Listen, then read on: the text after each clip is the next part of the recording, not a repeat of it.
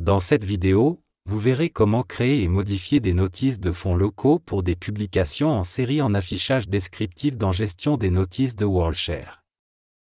Une publication en série est un document publié en plusieurs parties successives, de manière continue et sans durée déterminée. Elle suit généralement une fréquence de parution régulière, comme une revue mensuelle, un service de mise à jour sous forme de feuille mobile, ou encore une publication annuelle.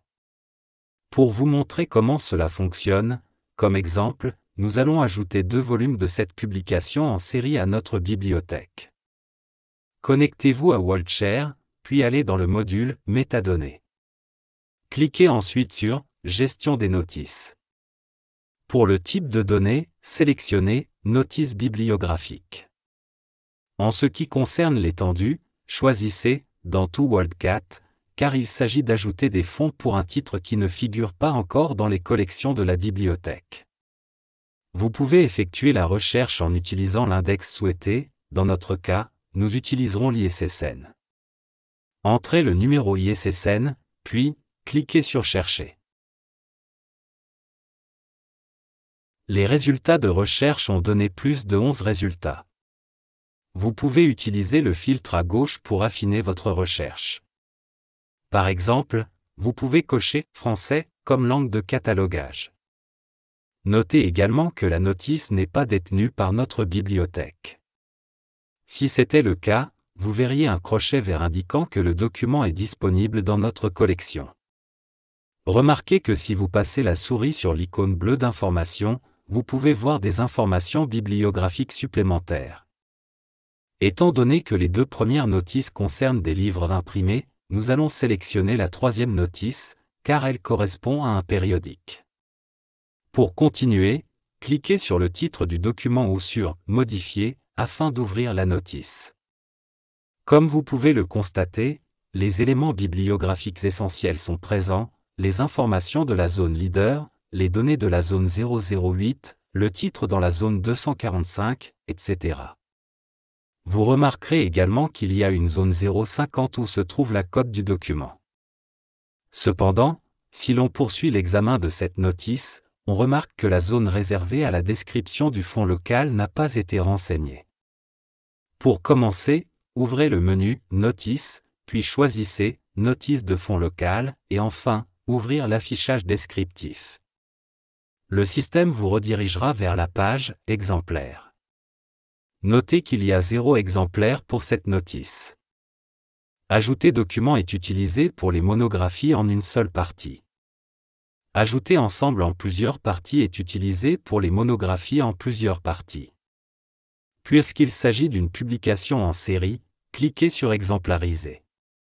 Vous serez dirigé vers un nouvel écran, Exemplariser, dans lequel vous pouvez créer une notice de fonds local pour ces documents. En ce qui concerne le niveau de public, choisissez « Tous les usagers ». Notez que cette option est disponible uniquement pour les bibliothèques WMS.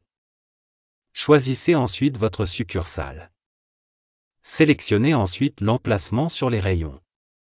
Choisissez la cote utilisée par votre bibliothèque. Dans notre cas, nous allons choisir la cote LC.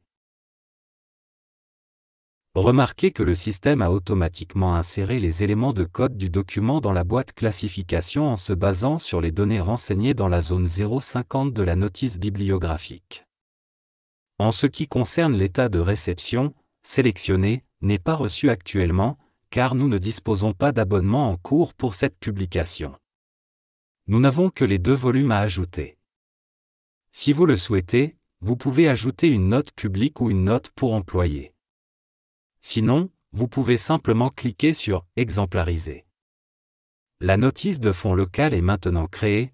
Si vous désirez effectuer des modifications, vous pouvez cliquer sur « Modifier exemplaire ». Vous pouvez aussi cliquer sur « Voir », modifier en marque 21. Vous pouvez également l'envoyer à la liste d'impression d'étiquettes, si vous voulez imprimer des étiquettes. Cliquez sur le titre afin de retourner à l'écran « Exemplaire » afin d'ajouter les 2 volumes. Vous pouvez voir la succursale, la cote, etc. Cliquez sur « Recevoir document ». Remarquez que la succursale ainsi que la cote ont été sauvegardées. Saisissez le code-barre du premier volume. Dans la boîte « Libellé d'énumération », entrez les caractères V, O, L suivis d'un point, puis dans la boîte « Libellé de chronologie », saisissez « année » entre parenthèses. Dans la boîte « Valeur d'énumération », saisissez le chiffre 9 pour le numéro du volume. Ensuite, dans la boîte « Valeur de chronologie », saisissez l'année, 2007. Finalement, cliquez sur « Ajouter unité de périodique ». À présent, nous allons ajouter le deuxième volume. Cliquez sur le titre afin de retourner à l'écran « Exemplaire ». Vous pouvez désormais voir des informations de localisation. Si vous cliquez sur l'exemplaire, ce dernier devient surligné. Vous pouvez également voir la localisation ajoutée pour le premier volume. Cliquez sur Recevoir document une deuxième fois. Remarquez que non seulement la succursale ainsi que la cote ont été sauvegardés, mais le libellé d'énumération, ainsi que le libellé de chronologie, ont également été sauvegardés. Saisissez le code-barre du volume numéro 2. Dans la boîte « Valeur d'énumération », saisissez le chiffre 10 pour le numéro du volume. Ensuite, dans la boîte « Valeur de chronologie », saisissez l'année, 2008. Cliquez sur « Ajouter unité de périodique ». Cliquez encore une fois sur le titre afin de retourner à l'écran « Exemplaire ». Vous pouvez maintenant voir les deux volumes. La prochaine étape nous explique comment modifier les mentions de fond de ces périodiques pour que les utilisateurs de WorldCat Discovery ou le prêt entre bibliothèques voient exactement les fonds de la bibliothèque. Cliquez sur l'onglet « Chercher » dans l'historique de recherche à gauche. Remarquez que la notice contient la mention « Détenue par ma bibliothèque ». Cliquez ensuite sur l'onglet « Modifier marque » pour accéder à la notice complète. Faites défiler votre écran vers le bas. Remarquez que la notice de fond local a été ajoutée pour la publication en série. Remarquez également que la mention de fond par défaut est fonds locaux disponibles. Vous pouvez soit la modifier en cliquant simplement dans la zone de texte et en tapant la mention de fond souhaitée, soit utiliser l'outil « Créer mention de fonds automatisée » et le système suggérera une mention de fond basée sur les notices de fonds locaux associées. Vous pouvez cliquer sur « Créer mention de fonds automatisée », la fenêtre « Service de mention de fonds automatisée » s'ouvre contenant des informations sur la description du service de mention de fonds ainsi que ma mention de fonds. Vous pouvez donc cliquer sur « Utiliser le service de mention de fonds ». Cliquez ensuite sur « Enregistrer » et le système répond par le message suivant « Les données de mention de fonds de la NFL ont été mises à jour ». Ensuite, pour voir ceci dans WorldCat Discovery, cliquez sur le menu déroulant « Notice » et sélectionnez « Voir dans WorldCat Discovery ».